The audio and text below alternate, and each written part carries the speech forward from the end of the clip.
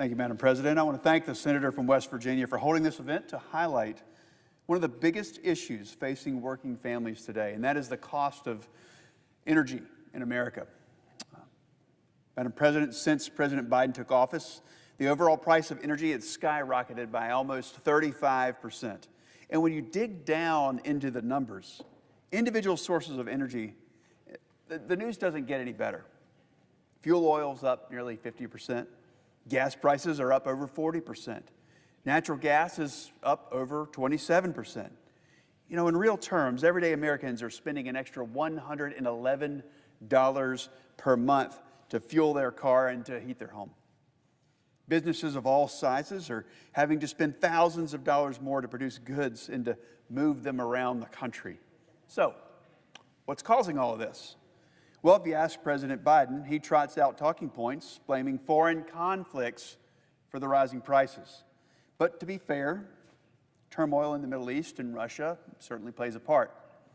But the real question is, why is the United States so dependent on foreign nations in the first place? Why are we at the mercy of petty despots and dictators for the fuel that we need right here? It's because President Biden has orchestrated an all-out assault on American energy, starting on his first day in office. The Biden administration stopped construction of the Keystone Pipeline. They canceled all remaining oil and gas leases from the Trump administration in the Arctic Refuge and shut down energy exploration on federal lands. Make no mistake, this is a crisis of President Biden's own making. In response, President Biden has grasped for a political solution to a policy problem. His administration began to tap the U.S. Strategic Petroleum Reserve. Now, the SPR is designed for times of war, national disaster, or a true national emergency. President Biden, on the other hand, he's used it over and over again to bail himself out of the political consequences of his anti-energy crusade. The result? The SPR has declined by nearly 287 million barrels of crude oil since President Biden took office. Our nation's emergency energy reserves are now at their lowest level since President Reagan's first term.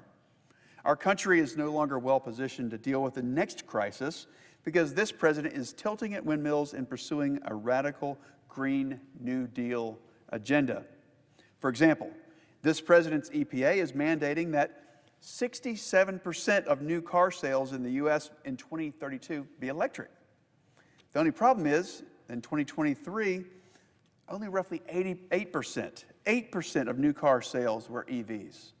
It's clear that the consumer demand is nowhere near sufficient to satisfy his big government mandate. Even so, if we're going to push such a drastic increase in electric vehicles, President Biden has to get serious about ways to produce enough reliable, affordable energy.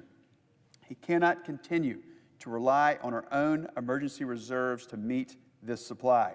It's time for us to get back to an America First energy plan, drill on our shores, refill our emergency reserves for a real crisis, and lower gas and electric prices for hard-working Americans. In order to be a strong nation, we have to be a self-sufficient nation and energy dominant. We know what to do. All we need is the right leadership to get it done. I yield the floor.